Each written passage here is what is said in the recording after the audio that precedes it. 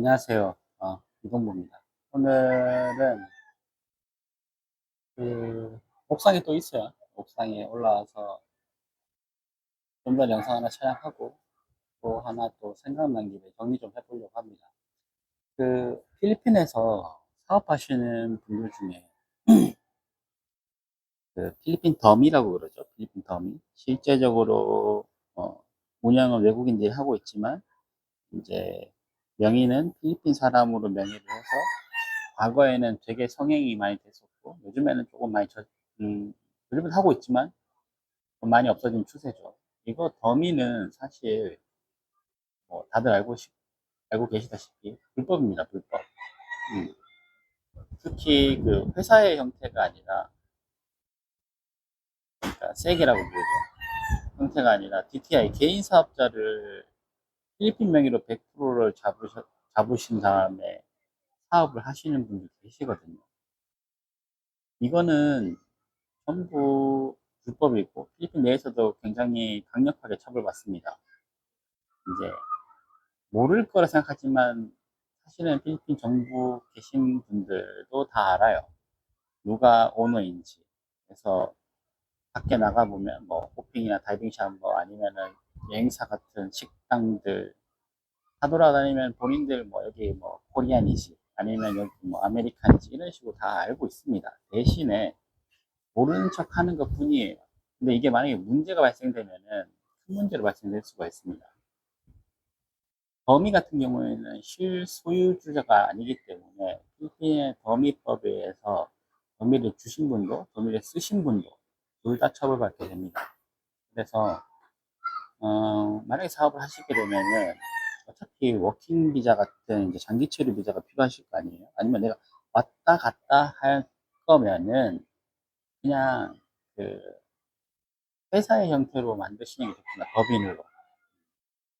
법인도 이제 외국인 40%, 그다음에 어떤 종목들 외국인 100%가 되는 경우도 있는데 그 경우는 사실 보기 드물고 어, 필리핀 60%, 그다음에 외국인 40%, 5명인 경우에는 필리핀인 3명, 그러니까 3명, 그다음에 한국인 2명 이렇게 구성하시고 그다음에 3명인 경우에는 필리핀인 2명 60%, 그다음에 한국인 1명 40% 이렇게 잡으실 수가 있어요.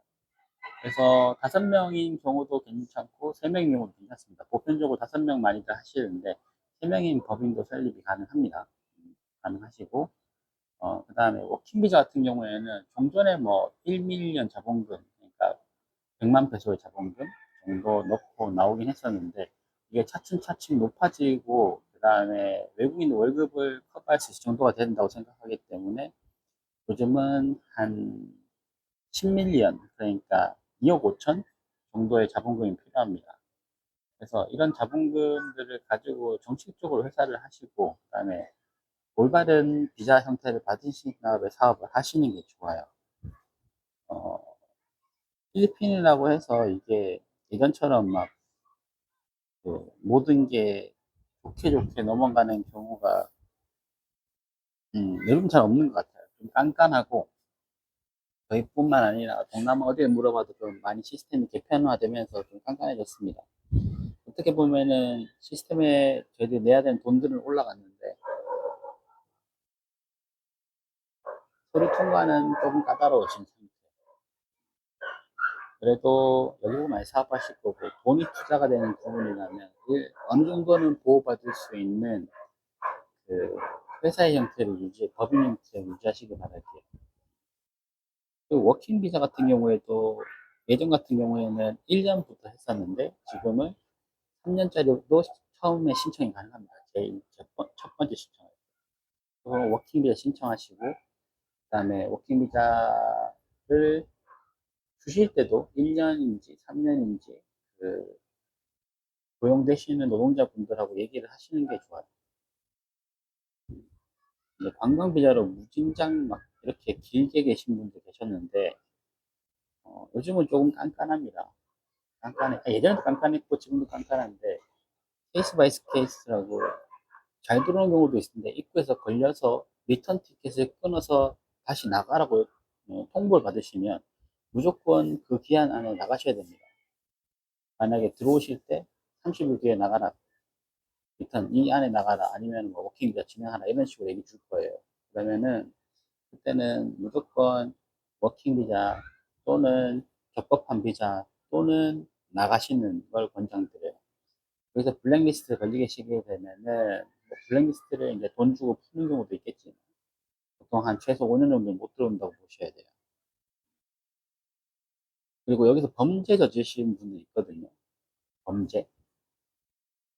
그 어떤 형태로 범죄를 저질러도 범죄를 저지르게 되면 가지고 계신 비자는 취소될 확률이 높습니다. 뭐 나인지 그러니까 흔히 얘기하는 워킹 비자를 가지고 계시더라도 여기 보면은 범죄 경력 증명서가 첨부가 되거든요. 그래서 이제 비자를 받을 때 보면 여기서 내가 불법적인 일을 하지 않겠다라고 이제 돼 있어요. 근데 불법적인 일에 가담하고 이게 만약에 범죄 경력이 어, 혐의가 있음, 그러니까 그 내가 판결을 받는 수준까지 넘어와서 판결에서 일부라도 인정이 되게 되면 내가 뭐 흔히 얘기하는 감옥을 가든 안 가든 아니면 벌금형이 떨어지더라도 아니면 집행유예가 떨어지더라도 똑같이 비자에 영향을 받습니다.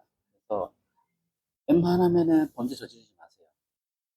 여기서 다 좋게 좋게 뭐 합의하고 계시는데 혹시라도 합의가 안 되는 상황이 생길 수가 있습니다. 합의가 안 되는 경우에 본인들이 가지고 계신 그 비자는 취소가 되고 그다음에 블랙리스트로 올라갈 확률이 높고 그다음에 그 블랙리스트가 되시면 가지고 계신 그 사업체는 무너질 수 있다는 거 꼭 기억해 주세요.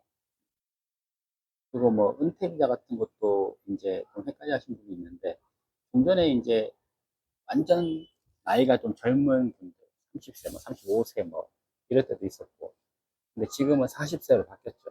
40에서 50세 뭐 이런 식으로 구간은 나눴는데 구간 따라서 그 예치금이 틀립니다. 예치금이라는 게 이제 이 정부에서 이 사람이 필리핀 정부에 내가 여기 살 돈이 있어요라고 보여주는 거거든요. 그리고 연금이 있는 경우, 내가 50년짜리 연금이 나오는 경우, 아니면은 뭐 평생 죽으니까 연금이 나오는 경우에는 예치금이 줄어들 수가 있어요. 이런 자세한 것들 요즘에는 인터넷이 많고, 근데 좀 인터넷에 있는 부분하고 현실에서 자주 바뀌는 부분들이 있거든요. 그런 부분 좀 다르니까 그거 한번 더 확인해 보시고 꼭 올바른 과학자 등록증과 올바른 비자로 활동하시기 바라겠습니다.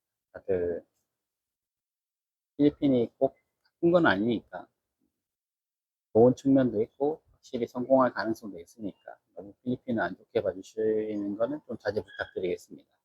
다들 사업 준비 또는 은퇴, 그다음에 뭐 이민 같은 것들 준비 잘 하시고 좋은 하루 보내십시오.